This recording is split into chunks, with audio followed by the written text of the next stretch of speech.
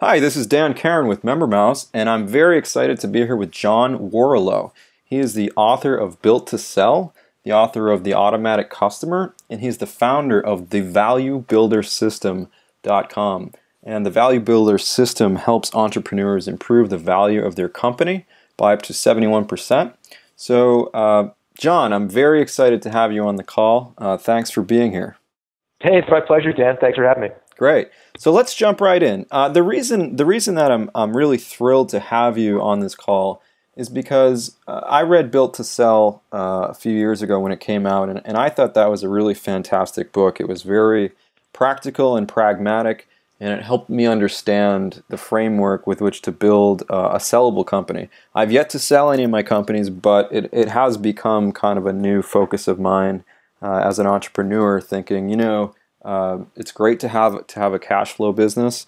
It's improved my lifestyle, but I really want to sell a company, and that's one of my new goals. So I would definitely recommend people to check out that book, and also The Automatic Customer. I mean, MemberMouse is all about membership and subscription businesses, and when I saw that you came out with this book, I thought, man, I can't wait to read this. And as I expected, it's filled with some great content. I encourage everyone listening to go out there and purchase a copy of The Automatic Customer, because what John reveals in this book, and what we're going to talk about here in this call, are really best practices for running a membership business or a subscription model, really. And I think that many people are realizing the benefits of subscription-based business models, and today John can share with us some tips and tricks for really making those models hum.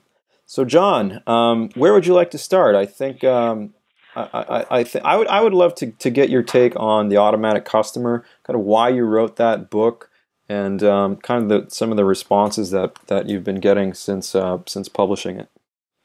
Yeah, happy to do that. So it's funny, Built to Sell was about preparing a business so that it would be as valuable as possible. And one of the things that we talked about in there was the importance of having recurring revenue.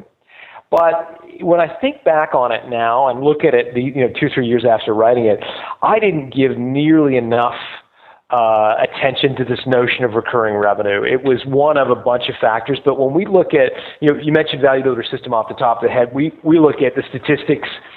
When we have business owners go through that platform, we try to understand what drives value in a company, and we found that recurring revenue, above almost anything else, is a driver of the value of your business. And so in a lot of ways, The Automatic Customer is a little bit like Star Wars. It should have been a prequel. It should have been, we should have written The Automatic Customer first and then written Built to Sell. But anyways, it's really about recurring revenue, which is the raw material or the foundation of building a valuable company. Yeah, absolutely. So talk to me a little bit about how recurring revenue impacts the value of a business. I mean, I understand, I guess, from a valuation perspective, why that would be, but it sounds to me like you've done a little bit more research on that. We have, and we just looked at, again, when we look at the offers business owners going through the Value Builder System get, we can see it. And what we see, I'll give you a real life example. Take a security business. You know the guys who come and install the security systems in your office or home. They light up the sensors and so forth. Well, if you've got a business that just installs those, has no recurring revenue, just does the installation stuff and then leaves, that business will trade today at about 75 cents on the dollar. So if you have $1 million in revenue, you might get $750,000 for that business.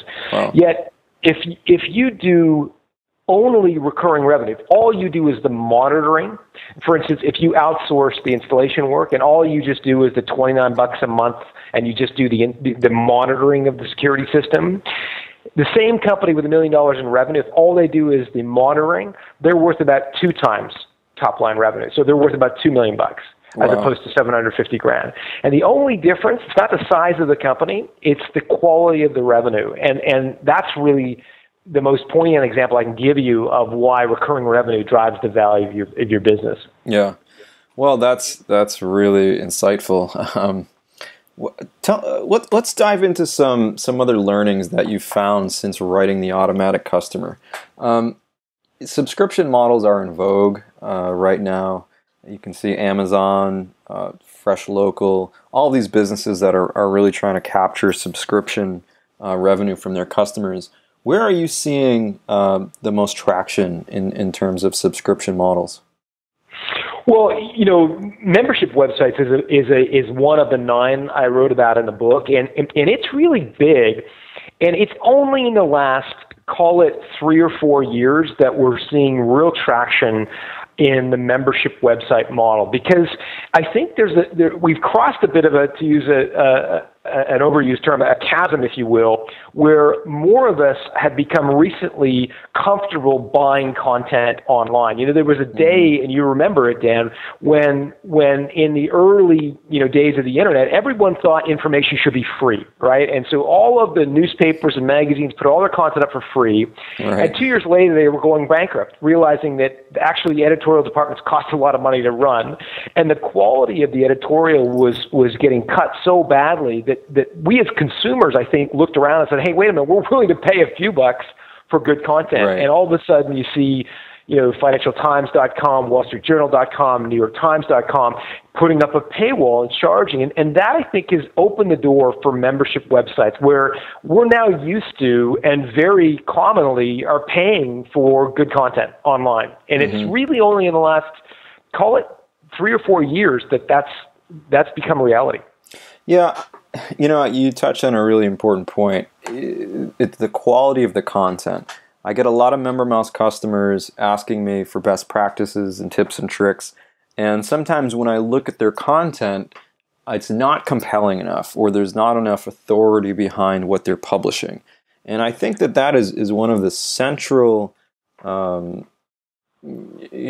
key concepts that people really need to understand. If you want to run a successful membership business, you need to have content that is of very high caliber, is very compelling.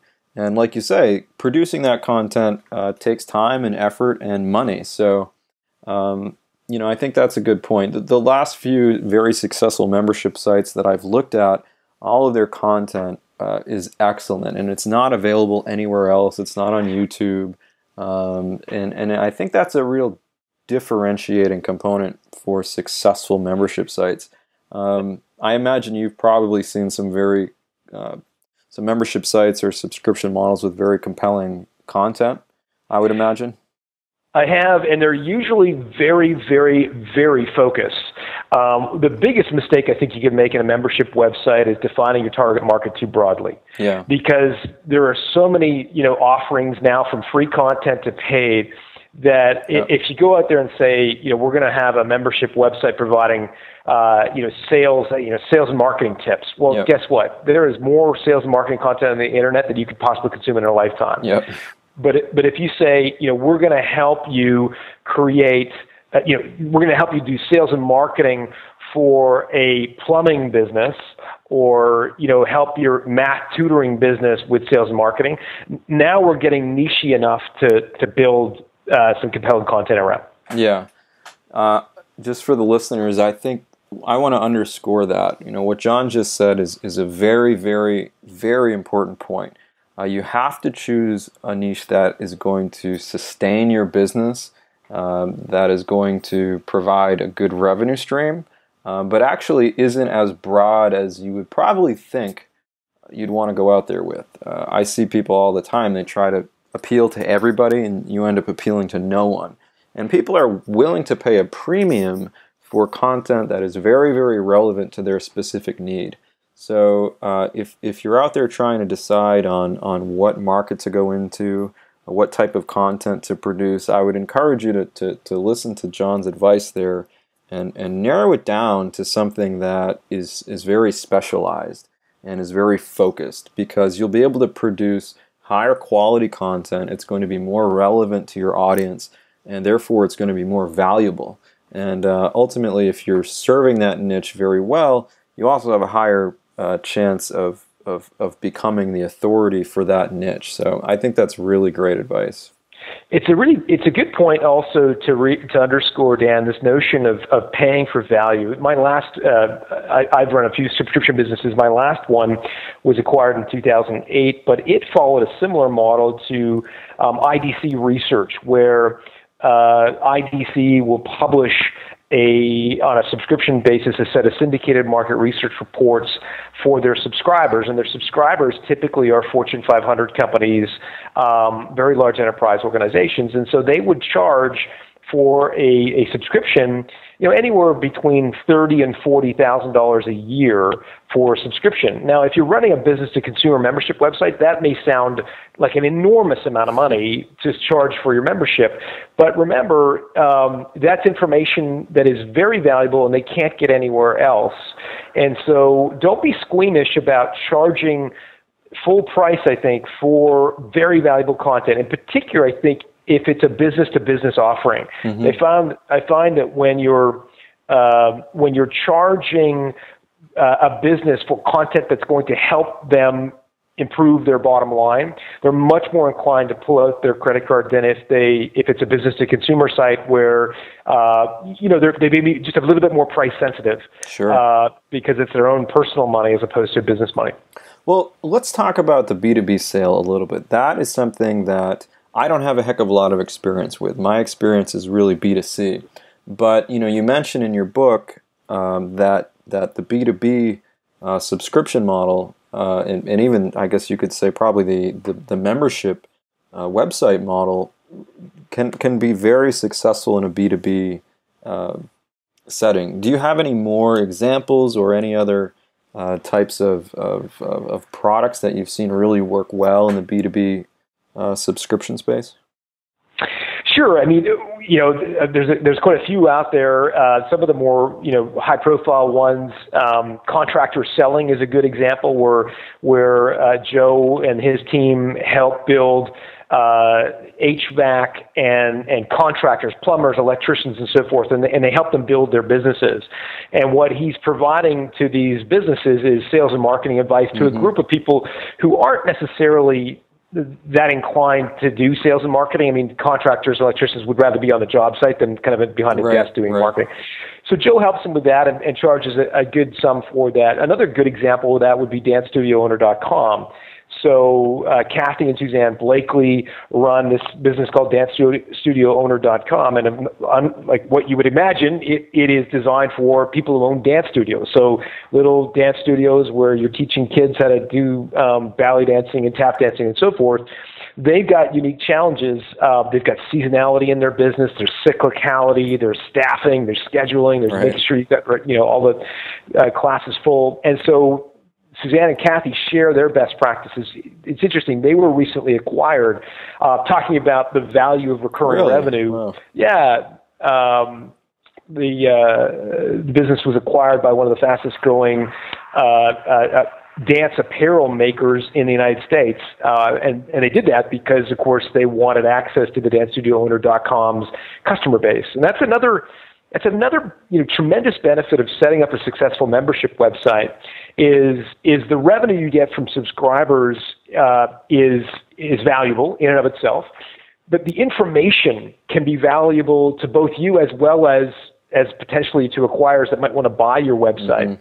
Mm-hmm. In Joe's case, at Contractor Selling, he uses the forums and the information he sees about the most popular articles consumed by his members to set up conferences where he charges a couple $1,000s a year or a couple $1,000s to attend. Right. But he knows, what people are going to attend because he could see what they click on in the site. Right. That's great. So yeah, that's really interesting. One of the things that I've probably neglected to think about in running some of my membership businesses really is that customer data. I'm generally focused on the product and improving the conversion rate, but certainly looking at what customers are purchasing, what content they find interesting. It sounds like you've discovered a lot of value in that type of analysis. You bet. I mean, again, Netflix is a very valuable company as a subscription business just because of the recurring revenue they have coming in. But in part, it's also the information they get from those customers. It informs their business. If you really liked and rated The West Wing 5 stars, that helps them know that House of Cards is going to be a popular show.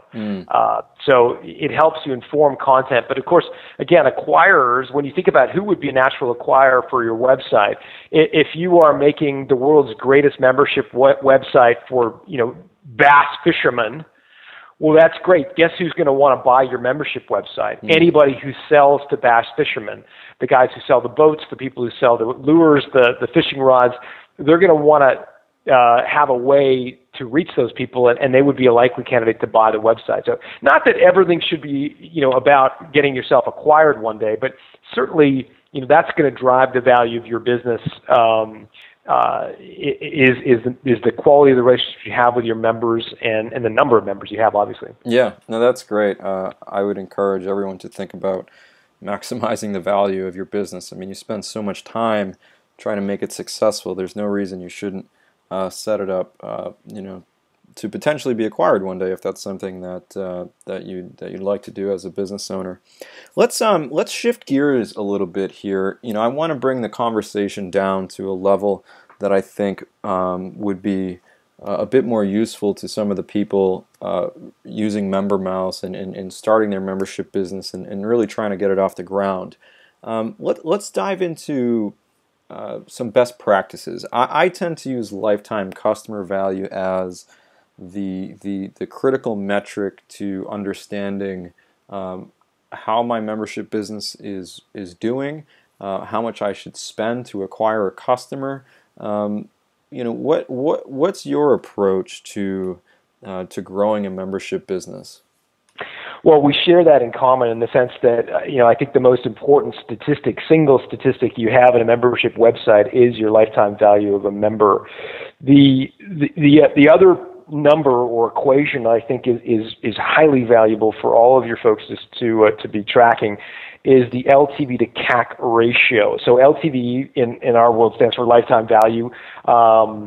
And the CAC stands for customer acquisition cost. So it's the ratio or relationship between how much a customer gets, how much revenue you get from a member in their lifetime compared to your cost to acquire a customer. Because any one of those statistics, people can have a very high customer acquisition cost, but if their lifetime value is equally high, that's not a problem. Similarly, even if your customer acquisition costs are very low, if your lifetime value is equally low, you've got a problem. So it's not those numbers. Right.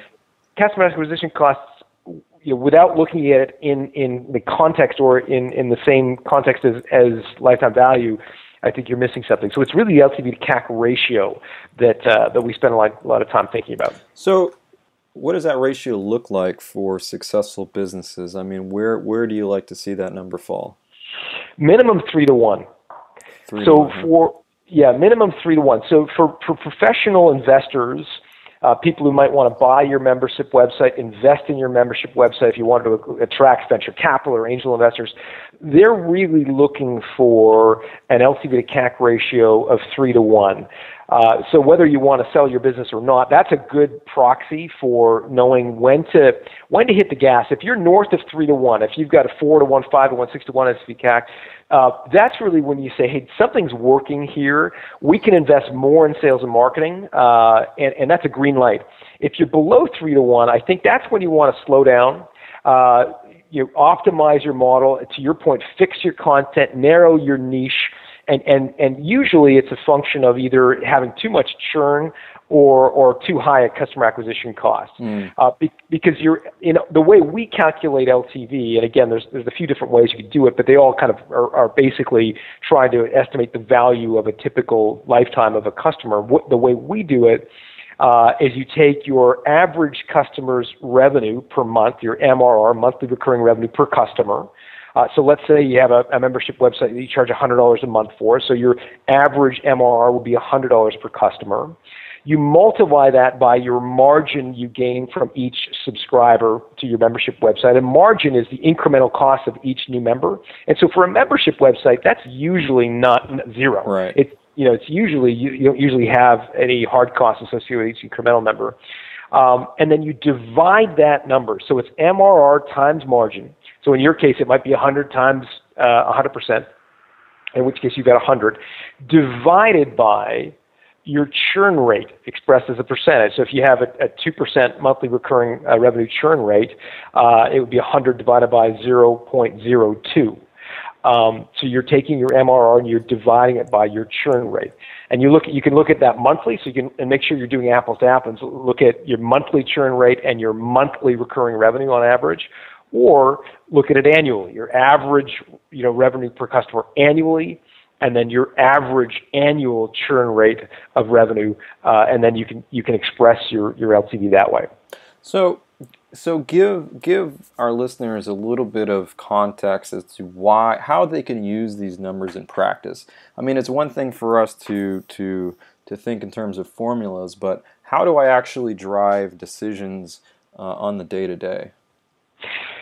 Great question. So again, your lifetime value is a function of your MRR per customer divided by your churn rate, are the two essential statistics in that. So when you're thinking of decision making, what you want to think about is how do I increase the monthly recurring revenue I can get per customer, per subscriber. That's going to be an important discussion. So can you have different levels of subscription? So you've got a membership website, you have a bronze, silver, gold strategy, for example, and you have a strategy to upgrade people. The bigger issue, I think, though, Dan, is churn, because if you can imagine, it's all divided by your churn rate. So a very slight reduction in churn can have a massive impact on your lifetime value of a customer. I mean, for example, HubSpot, these SaaS-based marketing software that's in the subscription model, they went from a monthly churn rate of 3.5% per month, so call it 40% annually, so 3.5% a month, to 2%. So they dropped their churn rate from 3.5 to 2%. And for an outsider, you might say, well, that's not that much of a change. That couldn't really impact their lifetime value. In fact, it had a profound impact. Their lifetime value of the subscriber went from around $10,000 all the way to $24,000. Wow. And the biggest change was the churn rate. So really driving decision making is going to be what can you do to reduce member churn. So let's talk about that. How do you reduce churn? The biggest thing is to focus on your onboarding strategy. So you can look at your members and watch them. And for the ones that you engaged early in their membership, you got them to take action, comment on a post, download an article, try a worksheet, whatever your content is. For those that have lots of early interaction with you, they're going to have a much longer LTV, long lifetime value. They're going to be much less likely to churn than those people for whom you swipe their credit card in month one. You kind of ignore them for 3 months, and then you realize, oh my gosh, they haven't really done anything with their membership, and then try to do a full court press to win them back in month 4. Those folks are very likely to churn. And what's interesting is statistically, almost no matter how much you spend to try to win them back after month 4, it's virtually impossible to get them to change their behavior after that onboarding window. Right. So it's like a ticking clock that you've really got just a very short window. Most people think it's around 60 days. It may be as much as 90 days, but you've got to impact their behavior early. So think of selling your membership website as not just a one-time event. It really is. It's all everything you do pre-sale. You swipe the credit card, but then you've got just arguably even more important sales window in that first 30 days. Right. You've got their credit card. That's not the issue. What you've got to do is get them to use it. Right. Yeah, I've heard that getting a member to take 3 actions in the first 30 days is kind of a good framework to think about onboarding. And you bet. Getting that user to take action, to consume the content or consume the product is really critical, and I think that's a great way to think about it. You actually have to make an additional sale. So I've heard that you can get somebody to take an action by calling them on the phone. That's one strategy to see if they need any help getting started. I think for certain businesses it makes sense probably to hire somebody to make outbound phone calls to new customers. Certainly email. Email is tried and true. It's also a bit probably worn out, but it's still an effective method to get people to take an action. I think probably designing the interior of your member homepage, the page that a member lands on, making sure that there are calls to action to get them to activate and participate in the membership. That's really important. Any other techniques that you've seen work well to activate that customer? Those are all fantastic, Dan. I would add that you may want to have a kind of a what's new section on your membership site's dashboard, so that every time a member kind of logs in, there's new stuff, and they get in that habit of seeing the new stuff. That's great. And as opposed to having the exact same architecture every time, so that there tends to be a sense of kind of inertia that builds up when the same pattern. So the analogy I would use is think of yourself as an airplane. That airplanes all go in the same direction, so you never have head-on collisions. Like everybody in the westbound goes at even number altitude, and everybody eastbound goes at odd, or something like that. So you're always 1,000 feet above or below the next airplane. Sure. And what you've got to do, I think, as a membership website operator, is be the rogue jet that actually goes up and intercepts a flight path and forces the member to take action, getting them to change something in the way they do business, the way they think. That's really what you want to do. So all the things that you said, email, video, those can all work. Outbound telemarketing, and this is where we go back to the LTV to CAC ratio. If you say, okay, our onboarding experience is going to have we're going to invest the cost in an outbound telemarketing phone call for every new member, and that's going to cost $50 per member, let's just say. So now all of a sudden you've added a cost that is part of the margin calculation, right? Because for every new member you've got to pay that $50 onboarding call. That's going to reduce your lifetime. It's going to reduce basically the margin you get from your MRR, how much money's left over after the MRR you get on average, and therefore it's going to impact your LTV to CAC ratio. So you want to, I think, look at all these decisions, onboarding in particular, in the context of, but how's that going to affect our LTV to CAC ratio? Right. And of course, the more sophisticated you get at this, the more testing and learning you can do. You can do it in a very sort of analog, low-tech sort of way to begin and experiment with some things. But as you get a few hundred or a few thousand members, you can start getting a bit more sophisticated with how you start to do some of these experiments. Yeah, no, that's really great advice. Let's talk about the some other factors that you found specifically in the membership website model. In your book, you have I think you have about 9 different subscription models, but certainly we don't have time to go over those. Why don't you dive into some of the other interesting points that you found around maybe the membership website model and some of the all-you-can-eat model? Maybe just explain those in brief, and maybe a few best practices around each of those. Yeah, for sure. So there are 9 different models in the book. The 2 that you just highlighted are obviously very important to your customers, your members. Number 1, the membership website. I think you probably know what that is. Everyone on the call will know what that is. So that's great. The slight different model that I would sort of put out there is this model called the all-you-can-eat model. And basically how it's different from a membership website is that in an all-you-can-eat model, you're basically putting a library of content online and allowing people to consume that content at their leisure, as almost like a Chinese menu of content that they can kind of consume. It's not intended as necessarily as a linear or a news website, which is always changing.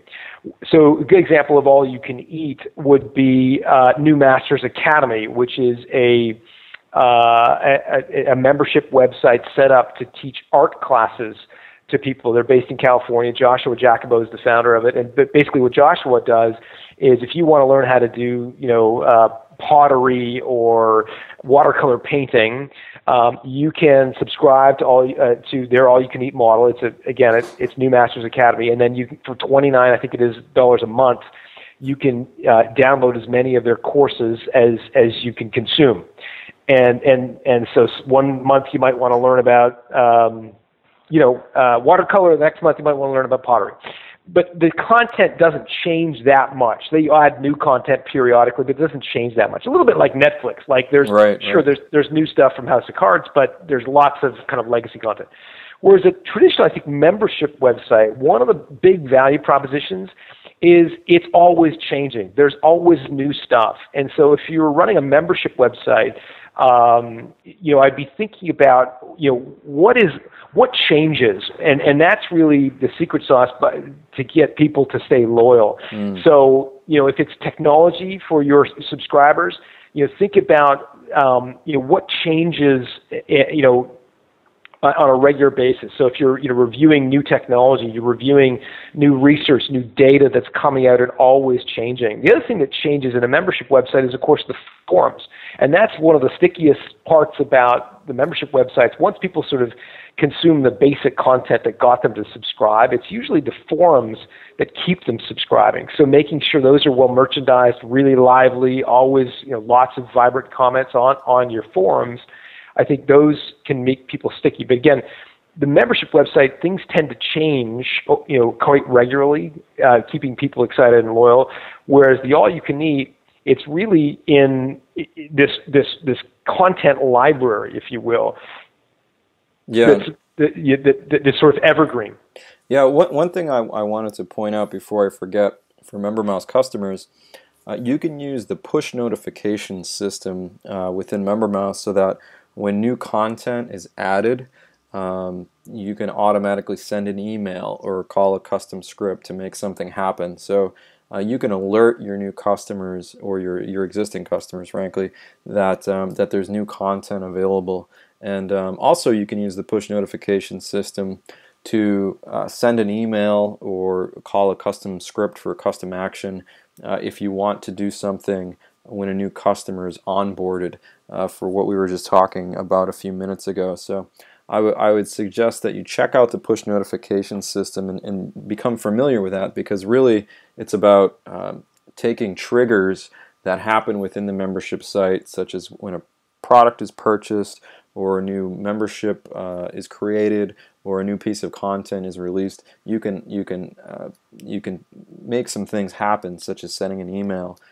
So really, I would dive into that, because not only will it help on the onboarding side, but it'll help with what John is talking about, which is making sure people know that there's fresh content available, which is going to certainly help increase your retention. So it's a great point, Dan. One of the things I'll add to that, sort of the nuance, in particular around onboarding, is, and you think back to the last time you really fell in love with somebody, you absolutely fell head over heels in love with somebody. You would sit on the edge of your seat waiting for whatever, the text, the email, the phone call. Every passing moment, you're thinking about that person.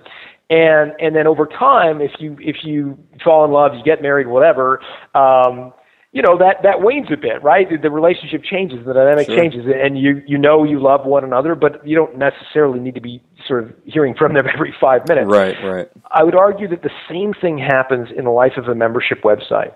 In those first 30, 60 days, your members have just pulled out their credit card. They've made an emotional decision to join your membership website. They want to hear from you, and they are going to consume whatever you send them. And so I think their appetite for communication frequency is very high. Whereas over time, if they've been a member for a year or two, you could even bombard them too much with too many email notifications. So I think you want to just sort of time those scripts and really heavy up in the first 30, 60 days, but then probably just go to a more of a summary style notification, or just your most important content for your longer term members. Yeah, that's a really great point. And one of the things that I learned from Mark Ford, who's built some eight-figure businesses in the subscription and publishing field. He really talks about the first 30 days as when the customer is rabid for your content and your products. They're in the market, so to speak, for whatever it is that you're selling, and you really have to take advantage of those first 30, 60, 90 days to really maximize the value of that customer and maximize kind of the impact that you have. So I think John's absolutely right. Don't be afraid of over communicating in the first 30 days because they want to hear from you, and you're more likely then than any other time to make an impact with that customer. So I think that's really, really fantastic. Dan, you're statistically, just a final thought on that point, you're statistically infinitely more, something like 3 to 4 times more likely to cross-sell your member in the first 60 days than you are at any other time in their membership. So if you've got a second or third product that you sell in addition to the membership website, if you have a conference you want to sell, a book, an ebook, whatever, they are much more likely to buy that in the first 30 days that they've become a member. And it's we feel counterintuitive about that. We feel that some of us, I think, feel a bit squeamish about asking for a second order after they've just paid for something. I'll wait for 3 months because I don't want to seem greedy. Mm-hmm. The inverse is actually true. They're much more likely to buy a second or third product in the first 30 days. I guess that's a great transition. I think that one of the things that we offer with MemberMouse is the one-click upsell. So after a customer purchases a membership, you have the opportunity to upsell them into additional products that they can purchase with one click. Now, let's talk about that. I mean, where are you seeing successful membership and subscription businesses? What types of products and services are they upselling? I mean, how are they maximizing that lifetime customer value in the first 30 days? Because, we just talked about that being the sweet spot. How are some companies taking advantage of that window? Yeah, it's often an offline benefit, if you will. So oftentimes it's conferences. So again, in a membership website, you're like, okay, great. You've just pay your $19.95 a month for a membership to X. Well, it's fantastic. You may also be interested in our member community gets together live in person in Las Vegas once a year, and for the next 5 days, you can buy a ticket to that live event at the reduced price of X as a sort of new member special. So it's oftentimes that. You also find that you can upgrade people in that onboarding window. So if they bought your bronze package for example, sometimes they'll think they didn't do a good enough job of reading the benefits and say, I thought I was buying X, but like in your case, for example, they might buy the basic package that doesn't have LTV calculator in it, but then they might get in the first sort of couple of days. They're like, I really want that LTV stuff, and they might upgrade to the more powerful package. So I think that's another way you can do it. Yeah. Well, listen, John, why don't you pitch your book, The Automatic Customer? I mean, I've read it. I think that the content is fantastic. I think that every MemberMouse customer should pick it up. Why don't you tell people what you're going to learn inside the book? I mean, you'll learn, first of all, that the membership website is part of a big trend towards the subscription economy, and that it impacts the value of your company. Whether you want to sell or just know that you're building a valuable company in your membership website, you're going to get some statistics and real hard research about the value of your business and how it's impacted by your subscribers and the length of time they stay. You'll see the 9 models outlined, and who benefits from each, how you might want to implement them, best practices. And then it goes into details about scaling up your membership website, the importance of the statistics. We talked about LTV to CAC, but there are lots of other statistics that the classic membership website needs to really be thinking about in order to optimize. How do you finance the growth of your membership website and so forth? And so I hope this was helpful conversation, and there's obviously lots more in the book. Yeah, no, that's great. I mean, we don't pitch a lot of stuff at MemberMouse, but I just feel that knowing a little bit more about how to operate a membership or a subscription business is always going to be helpful. It's going to be helpful to really understand the metrics that John is talking about. So I do recommend quite a few books, but this one I think is a critical book to pick up. So John, listen, I really appreciate the conversation. I think we've shared quite a few great insights here.